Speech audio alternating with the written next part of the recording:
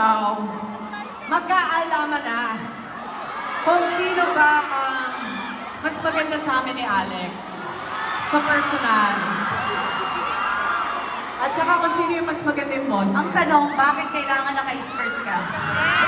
Ang tanong, Tinanong mo ako, sabi mo, anong suot mo? Nung nalaman mo na kaganito ako, parang puruntong, parang nag-skirt ka. Gusto mo makita nila kung saan dumaan yung mga anak mo, ah. dito. Ayan, pinakita na sa Tugigaraw. Yes. Oh, yan na. Ano yan? Tissue para sa... Oy, salamat naman. Napinta sa kadidekto? Ano yan? Napinta sa Ano yun? si Tony? Kayong dalawa. Ayoko, isa lang dapat. Napintas ka! Ano? Pinintasan ka daw. Pinintasan ako? Oo. Ako napintasan, ikaw pinintasan. Yun ang Bakit lumabas. naman ganon? Oo. Oy, alam mo, dapat ipakita na natin sa kanila kung sino man talaga ang mas magaling kumanta dito sa Tugigaraw. Para sila na ang magdesisyon. Ito naman, di pa kami kumakanta, sumigaw na Tony G. Bigyan mo naman ako ng chance. Bibigyan ka nila ng chance.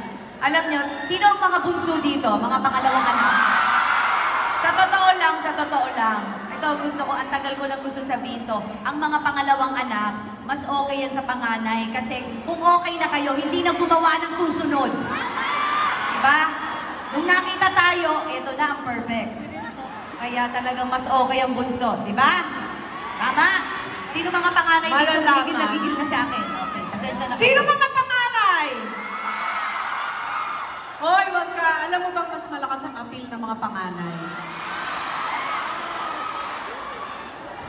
Mas malakas naman yung amoy naming mga bunso. Sige. O sige, magkaalaman na tayo, sis. Sige. Para matapos na tong mga agam-agam natin dito. Dito Bakit natin hindi na tapusin matapos sa Tugigaraw. Tugigaraw? Talaga. Pag-decide na lang natin si General Aglipay. Yes, Kung si sino General ang Aglipay. mas okay na Gonzaga. Jen? Okay. Nako, di ako uuwi pag di mo ako Wag si pinipili. Senator Mark Bias yan. Ako pipiliin Kaya yan nga. dahil kaibigan namin siya eh. Si Miss Camille ako ba pipiliin? Ay, si Camille ikaw Baka pipiliin. ako. Okay. Music.